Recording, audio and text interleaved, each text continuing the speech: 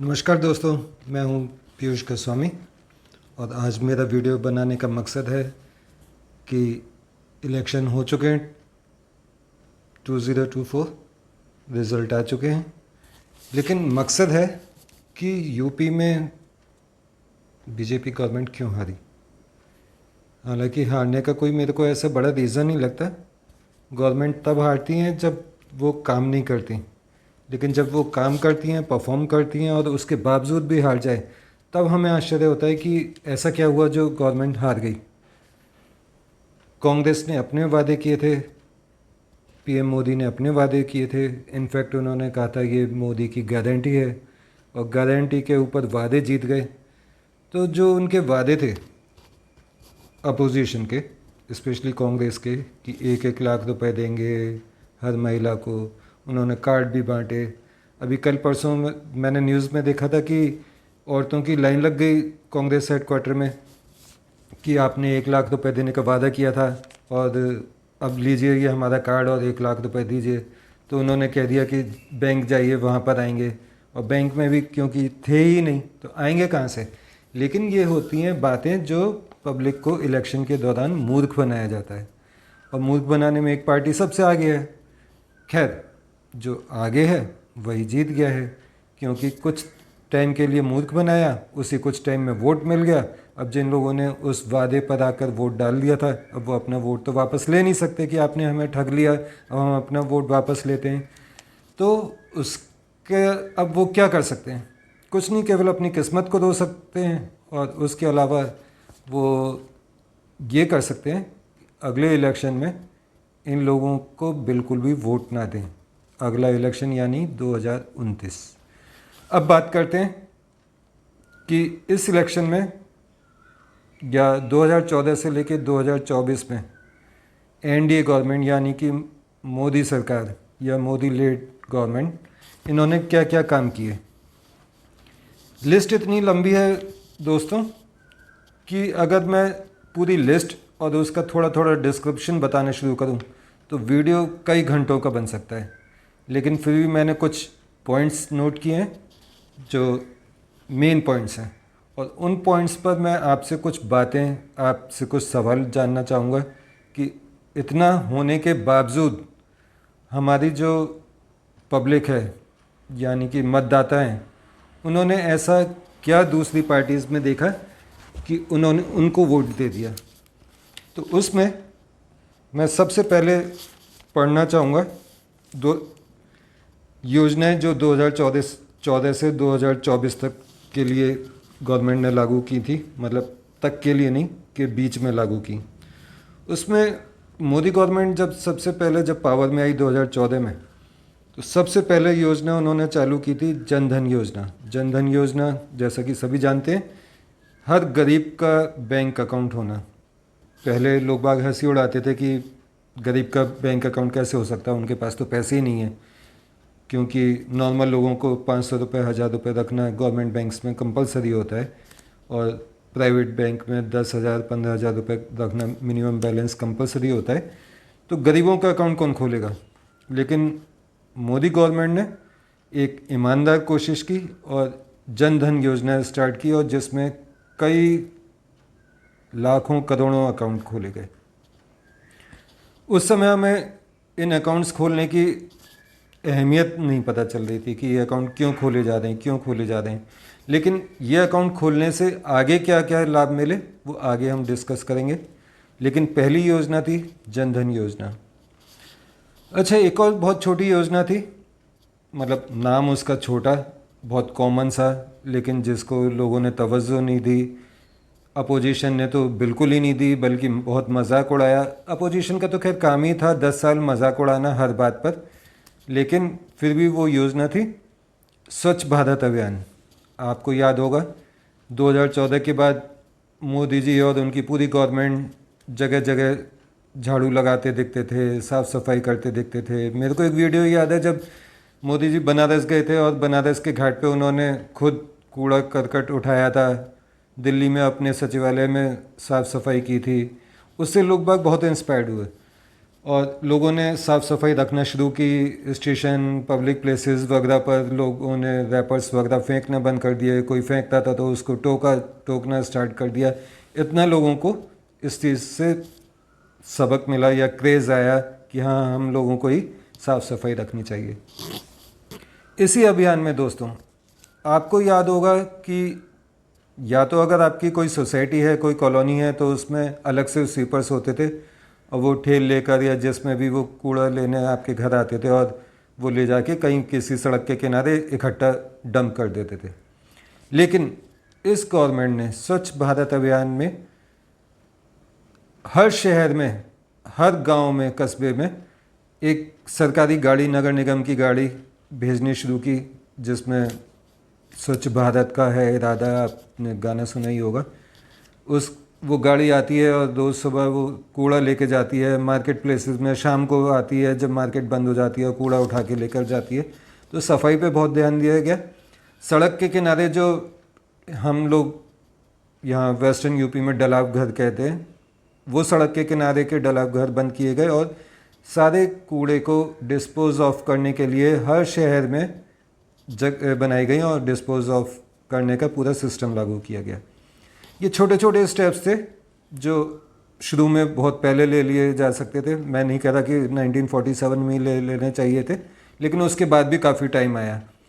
राजीव गांधी जी जो बहुत intelligent foreign country से पढ़े हुए थे, वहाँ पे उन्होंने साफ़ सफाई देखी होगी, उसके बावजूद भी उनके दिमाग में ये इंडिया में करने का नहीं आया। तीसरा मैं कहूँगा स्किल इंडिया मिशन। लोग बाग अक्सर मैंने टीवी डिबेट में देखा है, कहते हैं रोज़गार नहीं है, रोज़गार नहीं है। रोज़गार का मतलब क्या होता है? सरकारी नौकरी लेना? क्या प्राइवेट में अगर मान लीजिए आप खुद अपना बिजनेस स्टार्ट करते हैं तो वो रोज़गार नहीं है? या आप चाहते हैं कि आपको बैठे की नौकरी मिले जो कि आपने पुराने बचपन में अपने घर में किसी को, पेरेंट्स को, रिश्तेदारों को, लोगों को देखा होगा कि घर ऑफिस गए और घूम घाम के शाम को वापस आ गए थोड़ा बहुत काम करके, प्लस कुछ काम करने की कुछ लोगों ने रिश्वत भी ले ली, ऊपर से भी कमा लिया। मतलब ऑफिस जाने की तनख्वाह, काम करने की रिश्वत, ऐसा होता था। तो स्किल इंडिया मिशन में क्या किया गया? स्किल देने के लिए सेंटर्स खोले गए पूरे देश में। वहाँ पर अलग अलग फील्ड्स में लोगों को स्किल देना स्टार्ट किया जिससे लोग बाग अपना काम शुरू कर सकें। फिर है थर्ड, मेक इन इंडिया। आपको पता ही होगा, पहले दिवाली की झालर से लेके दिवाली के लक्ष्मी गणेश तक चाइना से आते थे, इंडिया में बिकते थे। उसको उन्होंने ख़त्म करने के लिए और भी बहुत सारी चीज़ें ख़त्म करने के लिए इस मेक इन इंडिया प्रोग्राम शुरू किया है। जब make in India made in India नारा दिया मोदी जी ने, तो राहुल गांधी की मेरे को एक स्पीच याद है, उन्होंने खूब मजाक उड़ाया है कि make in India, made in India कहाँ है, कहाँ दिख रहा, मुझे तो नहीं दिख रहा, मुझे तो नहीं दिख रहा। मतलब वो ऐसे छोटे बच्चे की तरह कह रहे थे कि जैसे वो कोई प्रोडक्ट हो और मोदी जी ने कहा कि वो प्रोडक्ट तैयार है और आप जाइए सामने से उठा लीजिए। Make in India, made in India एक दिन का काम नहीं होता है, ये एक कंटिन्यूटी वाला प्रोसेस होता है। लोग बाग धीरे धीरे काम शुरू करते हैं, फिर वो दिखता है, वो काम आगे जाके दिखना शुरू होता है। तो थर्ड था make in India, made in India, और स्वच्छ भारत फोर्थ मैं आपको बता ही चुका हूँ। फिर था फिफ्थ है सांसद आदर्श गांव। हर सांसद को अपने एरिया का एक गांव चुनना था और उसको आदर्श गांव बनाना था। उस आदर्श गांव में गवर्नमेंट का या प्राइवेट सेक्टर का भी इंटरनेट होना कंपलसरी था। फिर है बेटी बचाओ बेटी पढ़ाओ। अब बेटी बचाओ बेटी पढ़ाओ एक बहुत छोटा सा स्लोगन लग सकता है, लेकिन इस स्लोगन की वजह से इंडिया में जो जेंडर रेशियो है उसमें काफ़ी इम्प्रूवमेंट हुआ है। फिर है खेलो इंडिया। खेल के लिए मैंने तो आज तक किसी प्रधानमंत्री को नहीं देखा जो कहता हो कि खेलो इंडिया में ऑल इंडिया लेवल पर क्रिकेट को छोड़ के सारे स्पोर्ट्स को शामिल किया गया और उसमें लोगों को प्रोत्साहन दिया गया। लोगों को कहा गया कि आप केवल पढ़ लिख कर ही पैसे नहीं कमा सकते हैं, पढ़ लिख कर ही देश का नाम रोशन नहीं कर सकते हैं, आप खेल कर भी कर सकते हैं। फिर है हृदय योजना। हृदय योजना मतलब वर्ल्ड हेरिटेज साइट्स को डेवलप करना, उनका हर तरीके, मतलब आप वर्ल्ड हेरिटेज साइट पे विज़िट करें, वहाँ घूमें और उसको डेवलप भी करें। मुद्रा योजना, जिसके अंतर्गत बहुत सारे लोगों को लोन मिलता था कम ब्याज पर, और 5 लाख रुपए तक तो मेरे ख्याल से कोई सिक्योरिटी वगैरह भी नहीं है गरीब लोगों के लिए। जैसे किसी को ठेल लगानी है फल सब्जी वगैरह की, या आइसक्रीम पार्लर खोलना है, तो 5 लाख रुपए तक पर कोई इसमें सिक्योरिटी भी नहीं देनी है। 5 लाख रुपए तक का आप इसमें लोन ले सकते हैं। उज्ज्वला योजना, जो औरतें गांव में चूल्हे पर खाना बनाती थीं और धुएं में तंग होती थीं, उन सब लोगों को गैस सिलेंडर दिए गए, सस्ते सब्सिडी रेट पर दिए गए। इसके अलावा पीएम किसान योजना, किसान सम्मान योजना, जिसमें 6,000 रुपये ईयरली किसानों को सम्मान दिया गया, छोटे किसानों को। और ये सब मैं फिर से कहूँगा, जो जनधन योजना वाला था उसके अंतर्गत, मतलब जो ये सम्मान है ये डायरेक्ट उनके बैंक अकाउंट में ट्रांसफ़र होना स्टार्ट हुआ।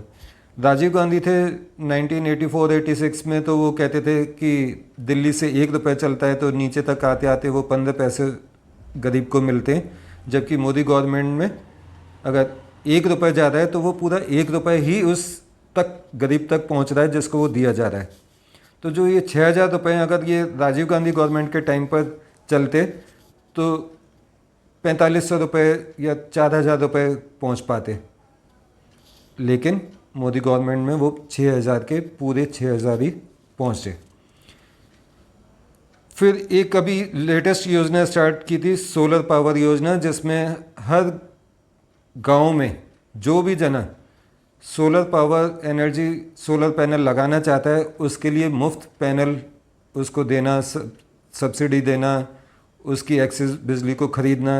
ये एक बहुत बड़ी योजना है, कहने को एक बहुत, मतलब सोचने में एक छोटी योजना लग सकती है। ड्रोन दीदी, उड़ान दीदी, यानी कि गांव की महिलाओं को आगे बढ़ाने के लिए वो अपने खेतों की फसल की निगरानी ड्रोन से कर सकें, उसके लिए ये योजना लागू की गई। एक और योजना जो किसी प्रधानमंत्री के मुंह से नहीं सुनी, प्रधानमंत्री तो छोड़िए, किसी एमपी, एमएलए, पार्षद, नगर निगम का या सभासद, कोई भी XYZ, मैंने किसी के मुंह से नहीं सुना या चिंता देखी, वो थी हर घर शौचालय।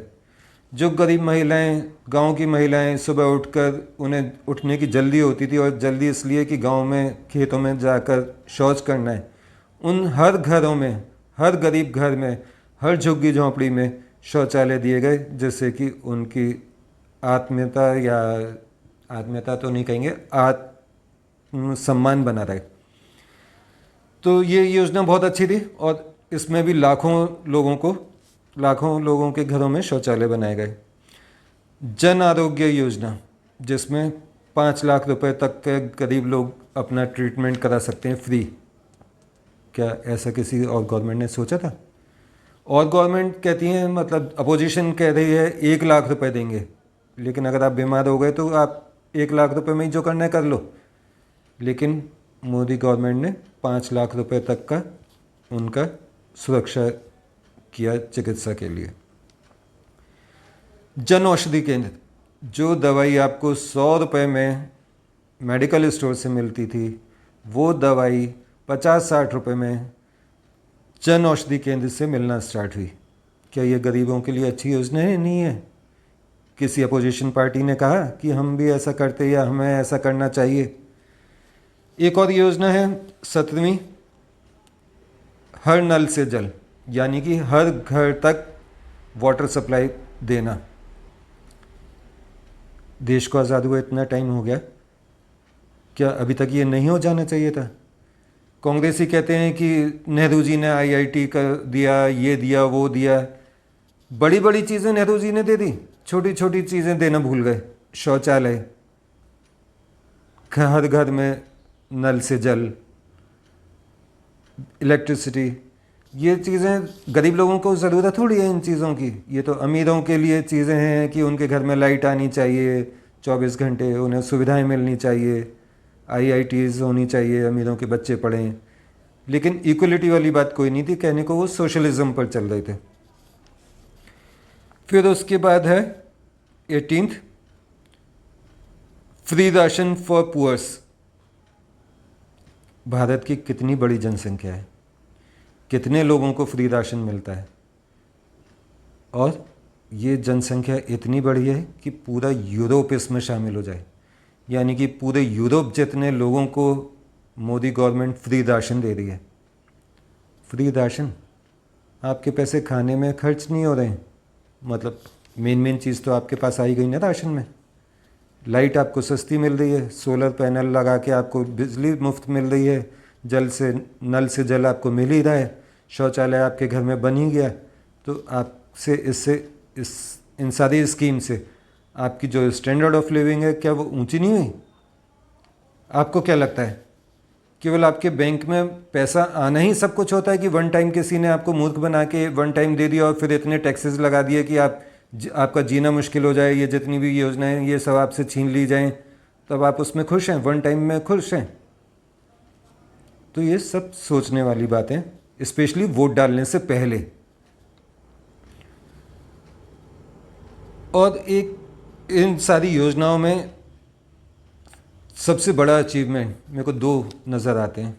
मतलब ये सब तो हो गए लोगों के कल्याण के लिए, लेकिन जो सबसे दो बड़े अचीवमेंट थे वो थे कश्मीर से आर्टिकल 370 का हटना, जो कोई भी गवर्नमेंट सोच भी नहीं सकती थी। मैं गारंटी से कह रहा हूँ वो सोच भी नहीं सकती थी कि आर्टिकल 370 हटाया जाए कश्मीर से। उसके बावजूद इस गवर्नमेंट के दृढ़ निश्चय ने, अपनी गारंटी ने ये करके दिखा दिया। और उसके अलावा था अयोध्या में राम मंदिर का बनना। आपने पुरानी डिबेट्स देखी होंगी टीवी में, उसमें अपोजिशन से लेके एंकर तक बीजेपी वालों से पूछते थे मंदिर वहीं बनाएंगे लेकिन तारीख नहीं बताएंगे। अब मंदिर भी वहीं बन गया, तारीख भी बता दी गई, उस तारीख के हिसाब से शिलान्यास भी हो गया, मंदिर बन के तैयार भी हो गया, प्राण प्रतिष्ठा भी हो गई, और जो 500 साल का कलंक था हिंदुओं के ऊपर वो भी मिट गया, वो भी अदालत के आदेश से। मैं नहीं कह रहा कि बीजेपी ने ये सब कर दिया, गवर्नमेंट के मतलब लीगल वे में सब कुछ काम किया गया, कुछ भी इलीगल नहीं हुआ, कहीं दंगे नहीं हुए, कहीं फसाद नहीं हुए, सब कुछ शांति के साथ। तो मेरा हिंदू भाइयों से, भाई बहनों से, सभी से सवाल है, इतनी सारी योजनाएं, आपका जो सम्मान, आप कहते हो हम हिंदू, आप सबसे पहले कौन हो? हिंदू।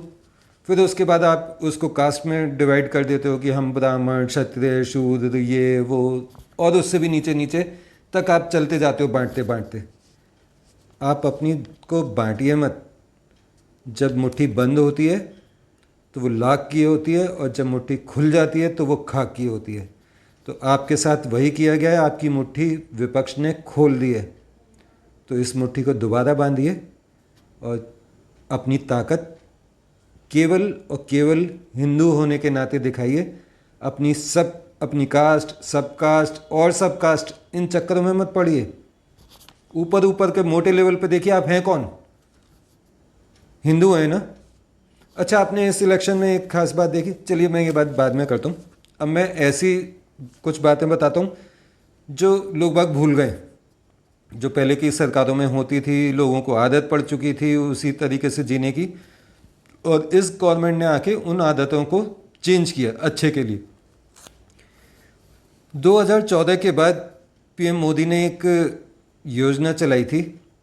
हम घर में ट्यूबलाइट यूज़ करते थे, 12 वाट की होती थी, 24 वाट की, 32 वाट की होती थी, 32 वाट की होती थी। और बल्ब अगर यूज़ कर रहा है कोई जना तो 100 वाट का होता था। कितना बिल आता था, कितनी लाइट फूकती थी फालतू, आपको ज़्यादा पैसे देने होते थे। तो मोदी गवर्नमेंट लेकर आई एलईडी बल्ब डिस्ट्रीब्यूशन योजना, जिसमें आपको 25-30 रुपये में एलईडी बल्ब दिए गए। याद है ना आपको, या भूल गए? आपकी याददाश्त कमज़ोर है शायद बहुत। जब आपने वोट डाला तो आपने ये सब चीज़ें देखी ही नहीं। इसका मतलब आपकी याददाश्त कमज़ोर है।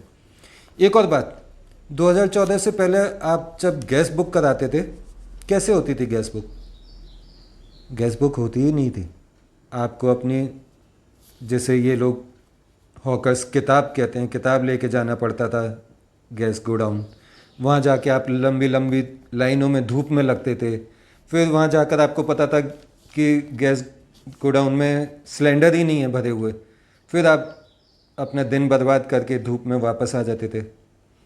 फिर आप 2-3 चक्कर लगाने के बाद वहाँ पहुँचते थे, लाइन में लगते थे, पेमेंट देते थे, कैश पेमेंट देते थे। उसमें भी 2, 4, 5 रुपए जो ऊपर के होते थे, वो अगर वो काउंटर वाला कह देता था खुले नहीं है तो वो आपको छोड़ के आने पड़ते थे।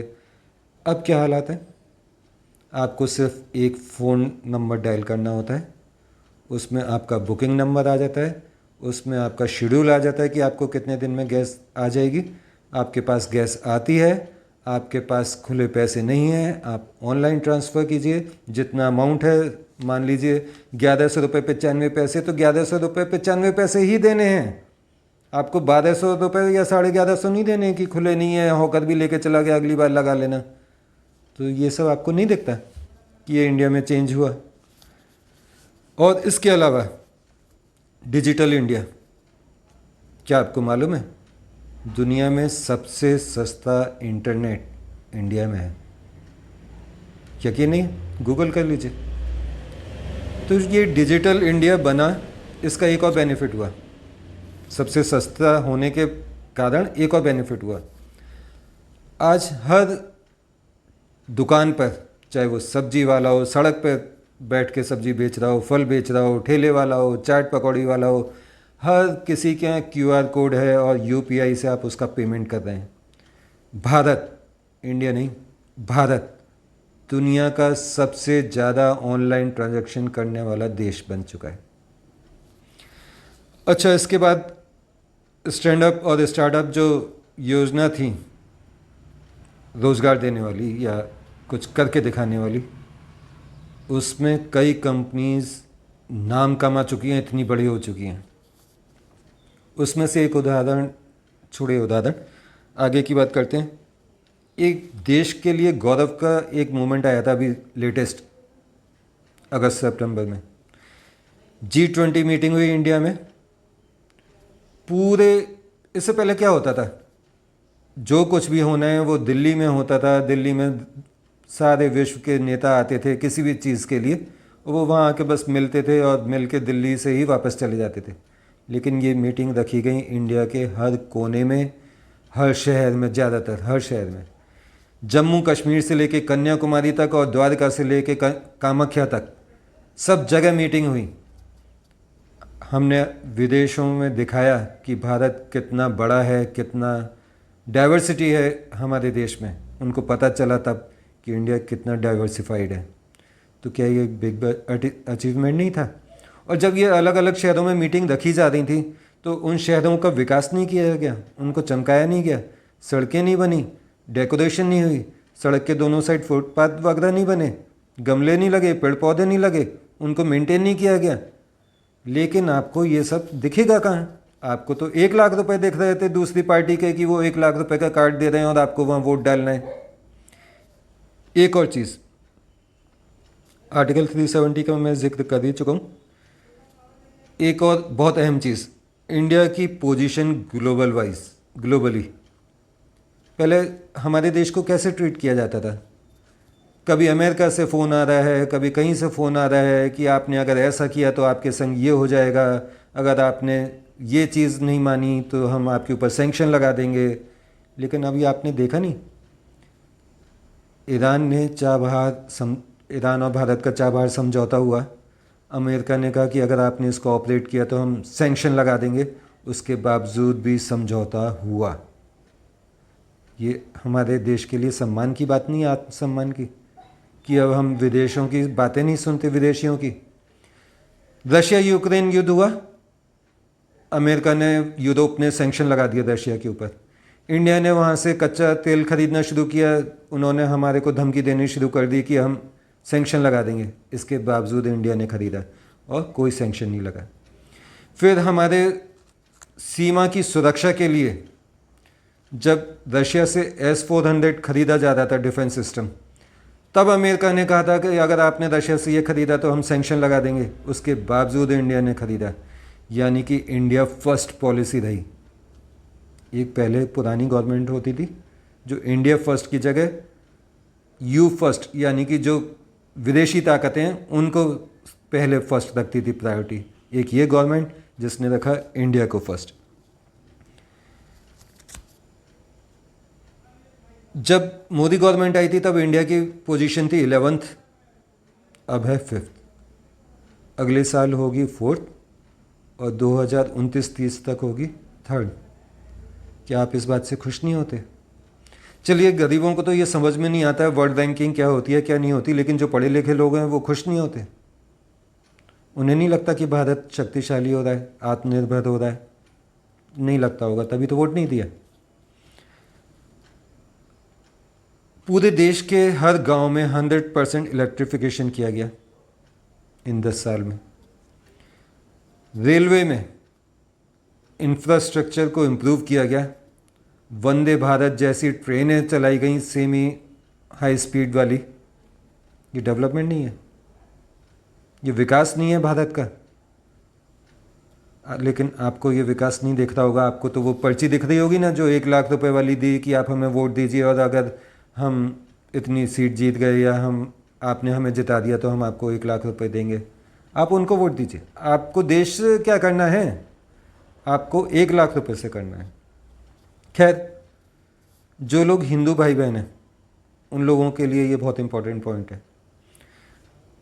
हमारे देश में जितने भी इम्पोर्टेंट टेम्पल्स हैं, चाहे वो केदारनाथ हो, चाहे काशी विश्वनाथ हो, अयोध्या हो, द्वारका हो, पुरी हो, जगन्नाथपुरी, या कोई भी हो, महाकाल हो उज्जैन का, हर जगह कॉरिडोर बनाए गए, उनका विकास किया गया। वहाँ पर मंदिर इकनॉमी को बढ़ावा दिया गया, जो कि हमारे देश की इकनॉमी में बहुत बड़ा रोल अदा करती है। आपको लेकिन इस बात से क्या फ़र्क पड़ता है कि हिंदुओं को अच्छा प्रोत्साहन दिया जा रहा है या हिंदुओं के मंदिर बनाए जा रहे हैं? आपको तो उस पर्ची से मतलब है जिसके बूते पर आपने वोट दिया। अगला पॉइंट,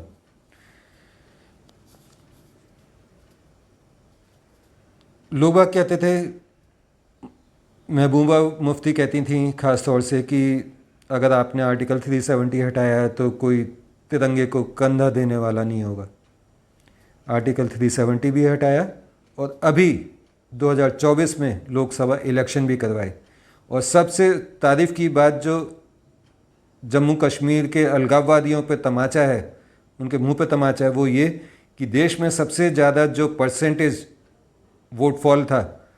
फुटफॉल था वो जम्मू कश्मीर के लोगों का था। आप इसको अचीवमेंट नहीं कहेंगे? नहीं कहेंगे, ऑब्वियस सी बात है। और डिजिटल इंडिया तो मैं आपको बता ही चुका हूँ। अब बात करते हैं कि आपने इतने सारे विकास होने के बावजूद बाकी विरोधी पार्टियों को वोट क्यों दिया? मैं आपसे प्रेशर नहीं डाल रहा हूँ, सिर्फ सवाल कर रहा हूँ। ना मैं आपको अच्छा बुरा भला बुरा ऐसा कुछ कहने का मेरा इरादा नहीं है। मैं केवल आपको ये समझाना चाहता हूँ कि जो सरकार आपके लिए काम नहीं करती उसको बदलना हमारा हक है। लेकिन जो गवर्नमेंट आपके लिए अच्छे काम कर रही है, क्या उसको बदलने का हमारे को राइट है? मतलब राइट तो है, लेकिन क्या हमें बदलना चाहिए? नहीं। आपको मुफ्त राशन मिल रहा है, सस्ती लाइट मिल रही है, 3 करोड़ घर मिले हैं महिलाओं को, उज्ज्वला योजना में गैस सिलेंडर मिले हैं, इनसे आपको कोई फ़र्क नहीं है? मुझे तो नहीं लगता कि कोई है, तभी तो आपने दूसरी ताकतों को जिताया है। और तो और इस इलेक्शन में एक और सबसे बड़ी खासियत थी कि विदेशी ताकतों का शामिल होना। और उन विदेशी ताकतों ने किसका उपयोग किया?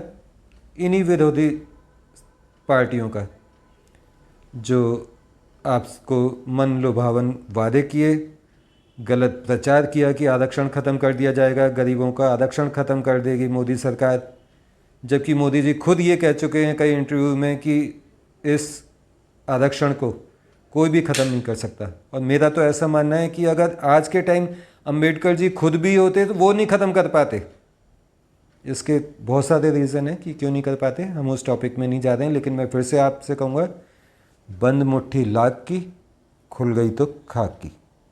नमस्कार, आज्ञा दीजिए। जय हिंद, जय भारत।